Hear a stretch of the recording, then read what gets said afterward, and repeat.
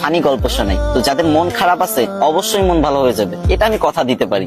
যদি হাতে কয়েক সেকেন্ড সময় থাকে তাহলে আমার গল্পটা শুনে যেতে পারবো। তো ছেলেটার নাম সুঙ্কু, তার সমস্যা একটাই, সে ইংরেজিতে কথা কইবারই পারে না, কিন্তু ম্যাডাম তো রেগে মেগে পুরো আগুন। সুঙ্কু, তুমি যদি কালকে ইংরেজিতে কথা বলা না শিখতে পারো, না শিখে আসো, তাহলে কিন্তু তোমার খবর আছে। তো সুঙ্কু তো ম্যাডামের এই কথা শুনে ভয়ে ভয়ে বাড়িতে গেল।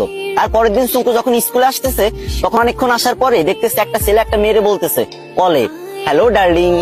তখন সুঙ্কু বলল, এই তো পাইছি রে, এটাই তো ইংরেজি। হ্যাঁ রে আল্লাহ, এত সহজ কথা আর আমি শিখতে পারি না, যাক এটা আমি মুখস্থ করে নি। তো সুঙ্কু মুখস্থ করে নিল, হ্যালো ডার্লিং। চুঙ্কু ভাবলো রাস্তাঘাটে মনে হয় মানুষ ইংরেজি বলে সবাই, তো এবার থেকে যার ইংরেজি শুনবে সেটাই মুখস্থ করে নেবে। তো চুঙ্কু আর একটু দূর আগে যাওয়ার পরে পার্কের ধারে একটা মেয়ে একটা ছেলের বলতেছে, সেটা ননসেন্স।